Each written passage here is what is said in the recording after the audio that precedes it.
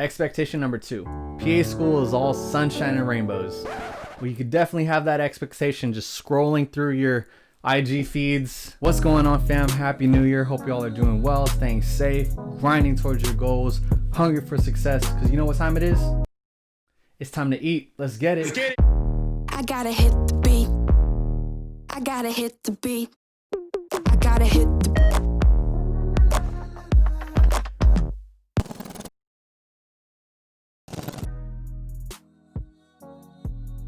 Alright, y'all already know who it is. It's your favorite Cambodian rap PA from 2020. I'm about to be your favorite Cambodian rap PA in 2021 as well. In the day and age of social media and Instagram and YouTube and stuff, you're gonna have a lot of these expectations, especially if you don't know what PA school is all about, right?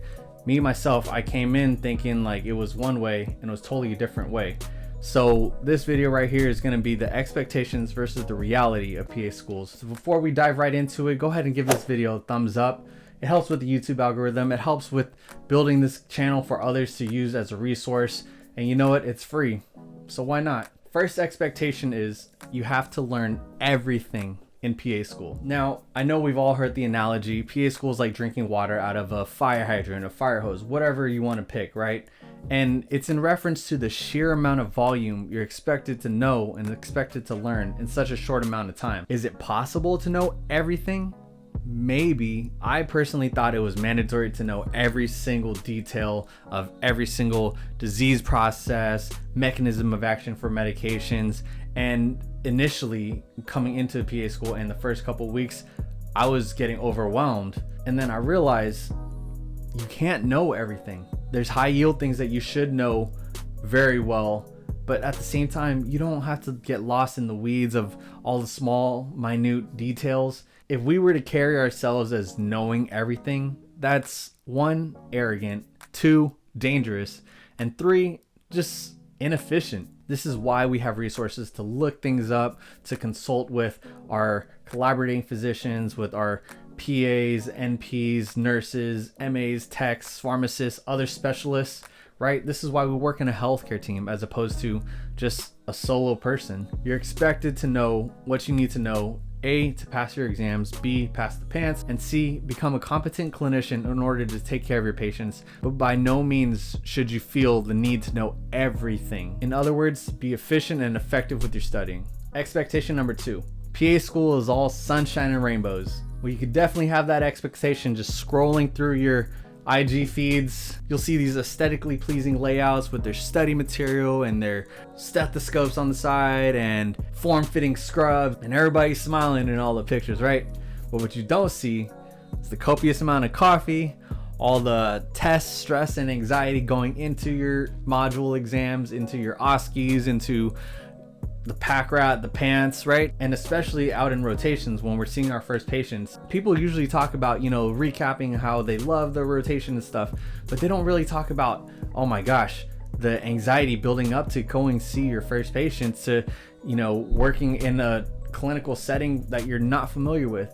You got to trust the process that you're ready, but at the same time, people don't realize that it's a lot of stress. PA school will take a toll on you physically, mentally, emotionally, and just socially as well. Not everyone's gonna get along and be friends. Everybody's coming from different backgrounds, different places in their life. Not every single test or topic is gonna be your strength. Some might be your weaknesses. Some blocks or subjects might be your worst one yet. And that's all okay, because discomfort equals growth. So you gotta just keep pushing, keep trying to learn, keep trying to be your best and do your best. And you gotta go in realizing this career, PA school, medicine, is not all sunshine and rainbows. There's a lot of hard work and dedication and grit that goes into it. If you gain some lifelong friends along the way, some scholarships, some free scrubs, awesome. But remember what the main objective is: studying and doing your best to become an amazing PA. Expectation number 3.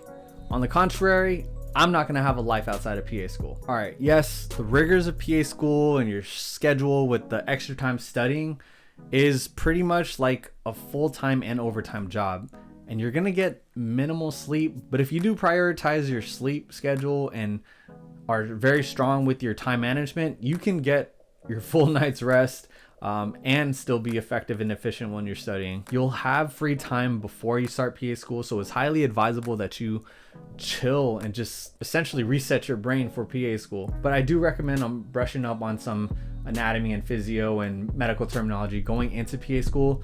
I wouldn't just take a whole like year hiatus and not do anything related. But at the same time, you know, for your own mental and physical well-being, take that break, you know, ease into PA school, because it's going to be a hell of a ride. Know that you're there, you're a PA student, but you're also a human being. You have your own physical, mental needs to be able to take care of yourself. You need that interaction with your friends and family. You need sunlight. You can't just be cramped up in a room all the whole time. You got to get up and walk. You can't be just sitting down the whole time. You're going to get a DVT. You're going to, you know, live a sedentary lifestyle and stuff like that. So make sure you're eating properly. Make sure you're eating good, nutritious food. Don't slack off on the essentials. Going into PA school, I thought it was all gas, no breaks. I was barely eating. I was barely drinking water. I was super tired all the time. And you know what? Honestly, once I started to take care of myself a little bit better in terms of going back to working out, hanging out with friends and family on the weekends when I wasn't studying, you know, I felt a lot better, and I was actually doing much better academically as well. So you got to find that balance. I had more free time once I got my study schedule going, and once I was starting to be a lot more effective and efficient in studying. Therefore, you know, it all helped with my overall well-being. Expectation number 4, everyone else here is smarter than I am. I don't belong, and I'm the only one feeling this way. All right, the reality of that, my friends, is that is called imposter syndrome. And I kid you not, everybody goes through it at one point during their whole PA journey, whether it's as a pre-PA student, an applicant, during interviews, getting accepted, being in PA school, starting rotations, getting your white coat, graduating, taking the pant. Every step of the way, people will feel imposter syndrome, and anybody who doesn't is lying to you, or they're lying to themselves. I for sure have felt imposter syndrome when I got accepted. I felt like they gave the wrong acceptance to the wrong person. I felt like I didn't fit in, I didn't belong. Again, I had like the lowest science GPA in my whole class. And when I was passing my clinical medicine exams, I was like, no, there's no way I passed. Coming out of those exams, I felt like I for sure failed. I felt like I would for sure get my 3 strikes and get kicked out.